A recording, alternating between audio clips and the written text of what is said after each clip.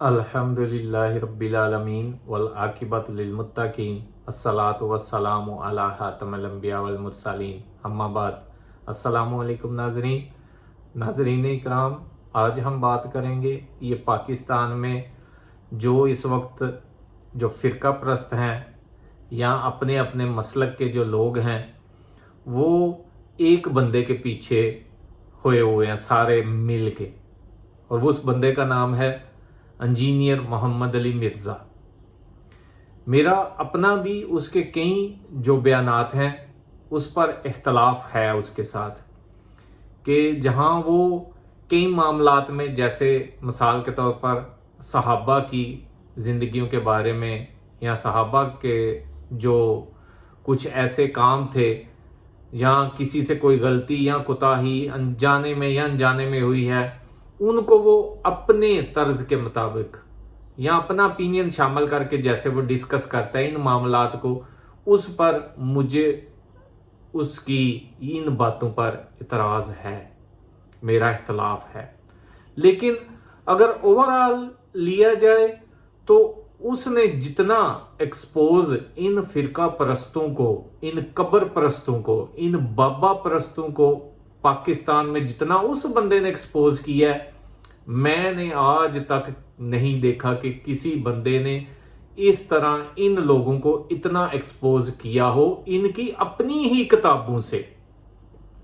یعنی وہ کوئی بھی لے لیں، وہ اشرف علی تھانوی کی کوئی لکھی ہوئی کتاب ہے، وہ احمد رضا خان بریلوی کی لکھی ہوئی کوئی کتابیں ہیں، یا اس نے جو ترجمہ کیا ہے قرآن حکیم کا وہ بایزید بستامی ہیں، جنید بغدادی ہیں، اور اس طرح کئی اور جو بزرگ پہلے گزر چکے ہیں، ان کی اپنی لکھی ہوئی کتابوں کے ذریعے سے سامنے رکھ کر اس نے ان فرقہ پرستوں، قبر پرستوں، بابا پرستوں کو ایکسپوز صحیح ٹھیک طریقے سے کیا ہے۔ ان سب کا کیا اختلاف ہے؟ ان سب کا صرف یہی ایک اختلاف ہے کہ وہ ہمارے جو بزرگ جو گزر گئے ہوئے ہیں ان کی جو مسٹیکس ہیں کتابوں میں یا جو ان کی باتیں لکھی ہوئی ان کو وہ ڈسکس نہ کرے۔ اور یہ ایک فکرہ جو وہ کہتا ہے کہ نبی کے جیسا ہے کوئی نہیں تو بابے تے شے کوئی نہیں، اس فرقے، اس ایک جو فکرہ ہے، اس سے ان کو بہت چیڑ آتی ہے، کیونکہ انہوں نے تو اپنی کتابوں میں یا بابوں کی لکھی ہوئی جو پہلے کی کتابوں ہیں، معاذ اللہ بابوں کا رتبہ جو ہے، مرتبہ جو ہے، وہ تو نبی صلی اللہ علیہ وسلم سے بھی زیادہ بڑھا دیا ہوا تھا۔ یا بابوں کی جو کرامات بتائی گئی ہیں ان کتابوں میں کہ وہ بابے ہواؤں میں اڑتے تھے، وہ مٹی کو سونا بنا دیتے تھے، وہ کشتی 12 سال بعد ڈوبی ہوئی پانی میں اس کو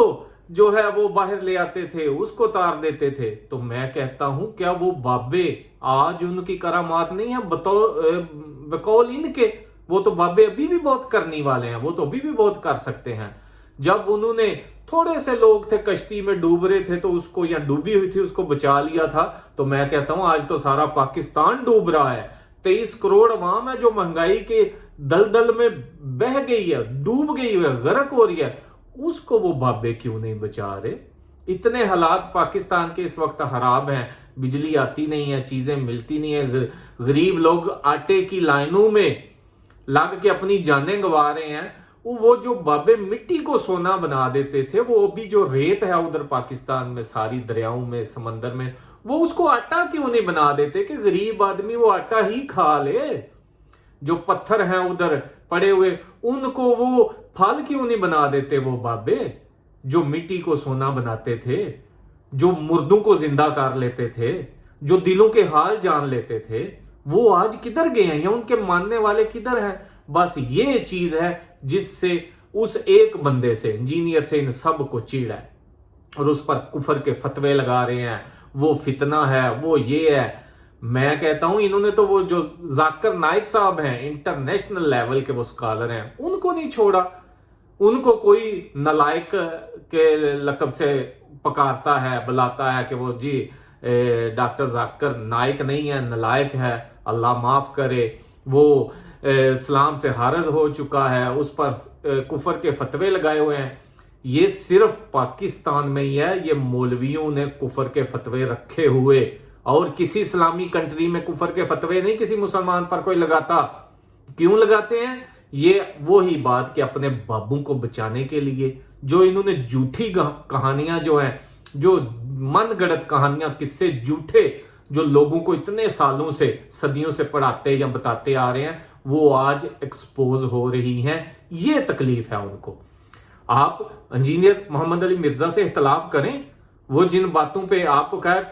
کو لگتا ہے وہ قرآن و سنت کے خلاف کر رہا ہے، اس کو بلائیں، اس کے سامنے بٹھائیں، یا آپ بیٹھیں اس کو کہیں جی ہاں جی ہمیں بتاؤ بہاری یا مسلم یا قرآن حکیم میں کہاں لکھا ہوا یہ جو تم بیان کر رہے ہو، وہ آپ کو دکھائے گا.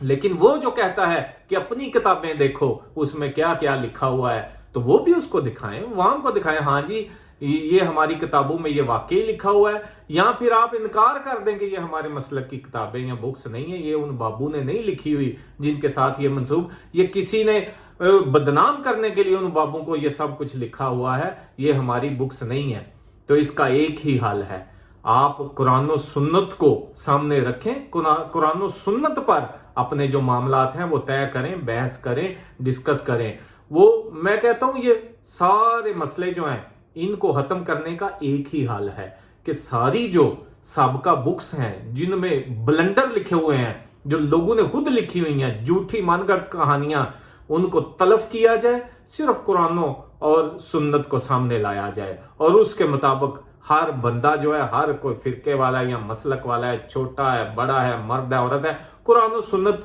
کو جو ہے وہ ترازو بنائے، اس پر تولے ہر بندے کی بات کو. یہ واحد ایک حل ہے. آپ محمد علی مرزا پر کفر کے فتوے لگائیں، یا ڈاکٹر ذاکر نائک صاحب ہیں، الحمدللہ پوری دنیا میں ان کی اتنی عزت ہے، لیکن پاکستان میں ان کو کیسے کیسے القاب سے پکارا جاتا ہے. مجھے بڑی تکلیف ہوتی ہے کہ ایک ایسے بزرگ بندے کو جس کو اللہ نے اتنا علم دیا ہوا ہے، اس کو یہ لوگ، یہ عالم ہے، کوکب نرانی عالم ہے، حنیف قریشی عالم ہے، وہ سلمان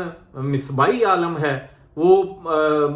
ثاقب رضا مصطفی عالم ہے، یہ الیاس قادری عالم ہے، وہ اجمل رضا قادری وہ عالم ہے. یہ عالم دین ہے، یہ وہ شہنشاہ نقوی عالم دین ہے. یہ جو سب دوسروں کو یہ کفر کے فتوے لگاتے ہیں، خود دین کی باتیں دیکھیں، من گڑت کہانیاں، جھوٹے قصے، اور ان چیزوں کے علاوہ اور کچھ بھی نہیں ہے. تو آپ جو بندہ قرآن و سنت کی بات کر رہا ہے اس پر آپ فتوے لگاتے ہیں. اس کو فتوے لگانے کی بجائے، وہ پنجابی کی کہاوت ہے نا کہ اپنی منجی دے ہیٹھ ڈانگ پھیرو، یہ اس کا مطلب ہے کہ اپنے گرے بان دیکھو، اپنے بابوں کے جو بلنڈر ہیں اس کو دیکھو، ان کو پڑھو، اور جو عوام ہے اس سے آپ معذرت کریں کہ ہاں جی یہ بکس جو ہیں یہ لکھی گئی ہیں، پتہ نہیں کس حال میں لکھی، ہم ان کو تلف کرتے ہیں، ان سے ہمارا کوئی تعلق نہیں ہے. ہمارے پاس ایک کتاب ہے اللہ سبحانہ و تعالیٰ کی، اور ایک ہی طریقہ ہے، وہ ہے محمد صلی اللہ علیہ وسلم کا. اگر آپ نے بچنا ہے ان جیسی چیزوں، ورنہ ان کو یہ تکلیف ہو رہی ہے کہ اب اس کے سننے والے دن بدن بڑھ رہے ہیں.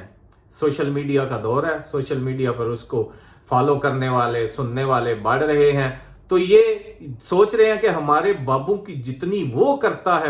پنجابی میں وہ کہتے ہیں نا ماں بہن ایک کر دیتی ہے انہیں، انہاں دے بابیاں دی انہاں دیاں کتاباں چ، ان کے اس نے اپنی طرف سے کچھ بھی نہیں کہا ان کے بابوں کو،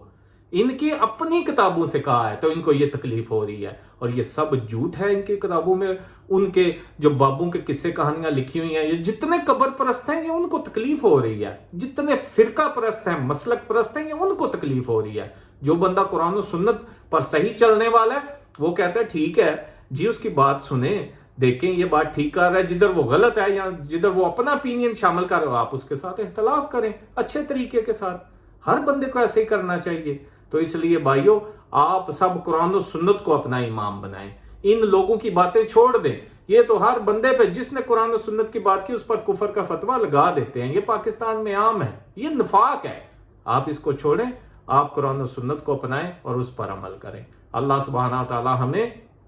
قرآن و سنت کے مطابق زندگی گزارنے کی توفیق دے. اپنی دعاؤں میں یاد رکھیے گا، اور یہ میسج دوسرے آئیے، اور یہ جون سا میسج ہے یہ سب دوستوں کے ساتھ شیئر کیجیے گا. والسلام علیکم ورحمۃ اللہ وبرکاتہ.